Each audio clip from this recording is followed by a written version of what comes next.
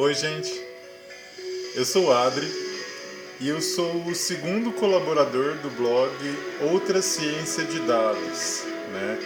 Que a gente resolveu fazer aqui sobre o RPG nas suas mais variadas formas. É um assunto que me fascina demais, assim como a Nath, né? Porque é um entretenimento que mexe muito com a imaginação, o nosso potencial de contar histórias e viver experiências que no dia a dia a gente não viveria, né? Então, esse trabalho com a imaginação é o principal foco do RPG para mim. O intuito desse vídeo, no entanto, é contar principalmente sobre 3 formas diferentes de se jogar RPG, né? Eu vou começar pela que eu gosto mais, que é a mais tradicional e que a Nath falou mais até agora nos vídeos anteriores, que é o RPG de mesa, né?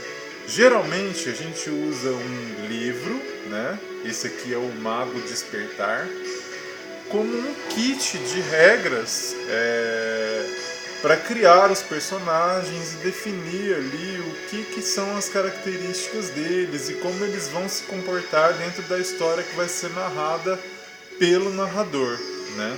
A gente usa na maioria dos RPGs alguns acessórios para definir o sucesso ou fracasso dos personagens dentro de uma história, né?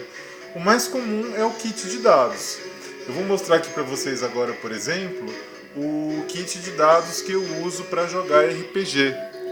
Vocês podem ver aqui, ó, são dados de 10 faces, como pede o livro de regras do Mago Despertar, né?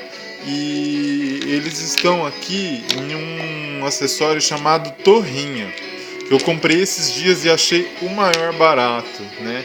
Ele tem o formato de uma torrezinha, que você joga os dadinhos aqui em cima e eles saem lá embaixo para você ver o resultado, né? No storytelling, todo dado com um resultado maior ou igual a 8 é um sucesso, ou seja, um indicativo de que o seu personagem foi bem sucedido naquilo que ele fez. Aqui, eu tirei um 8. Se isso daqui fosse um teste dentro da história para saber o que o meu personagem estava fazendo, eu teria tido sucesso na minha empreitada, né? O RPG de mesa também usa um acessório muito legal, que é o escudo do narrador. Como vocês podem ver aqui, ó, ele é tipo um biombozinho que o narrador pode colocar na mesa de jogo, assim, ó, para ocultar informações dos seus jogadores, né?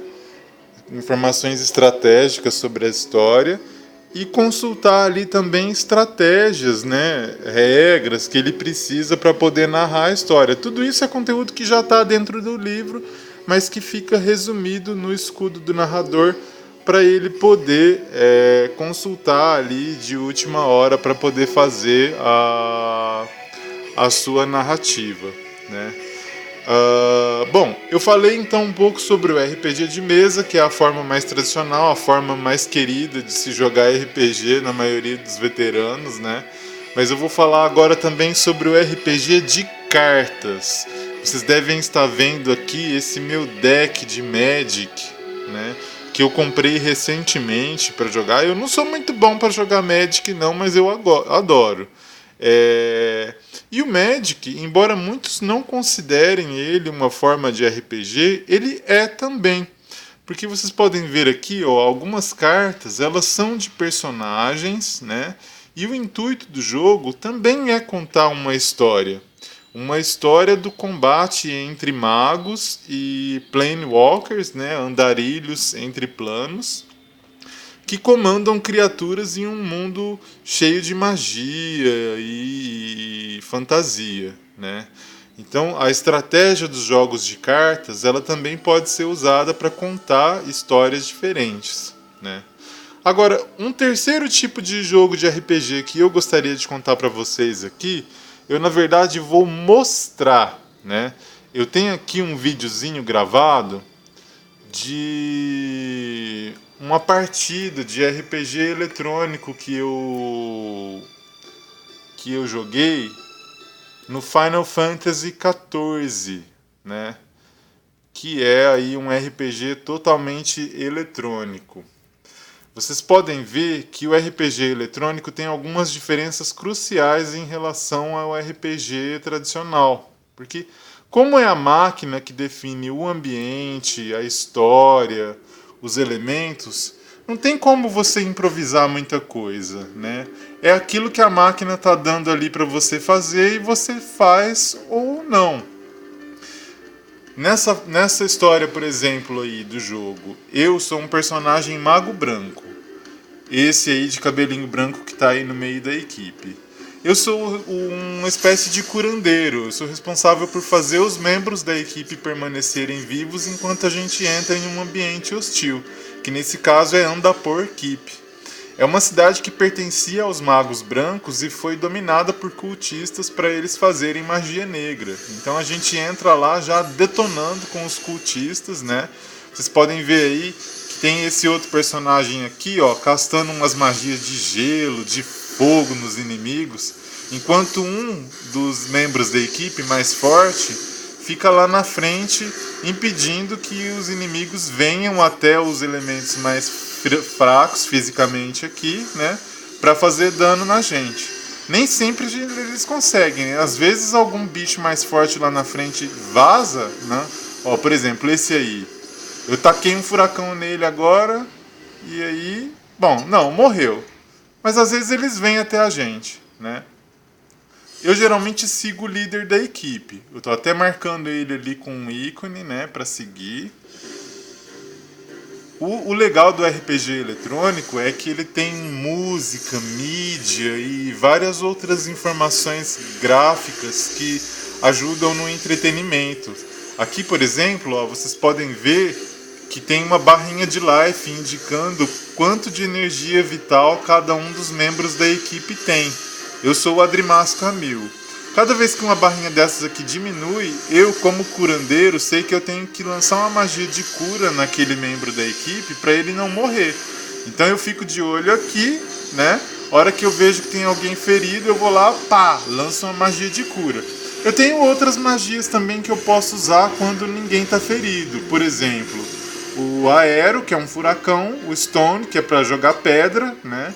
E a maioria das minhas magias, na verdade, é de cura porque eu sou um mago branco. Aí a gente vai seguindo no ambiente da dungeon, né, que é proposta pelo jogo, né, e ela está repleta de monstros. Ao longo da história você vai vendo que esses monstros fazem parte de um enredo também, né? Tem um chefe, tem alguns inimigos que são mais fortes que outros, enfim. É uma aventura guiada pelo computador para você e seus amigos se divertirem aí matando monstros, vivendo aventuras e histórias dentro de um jogo de videogame.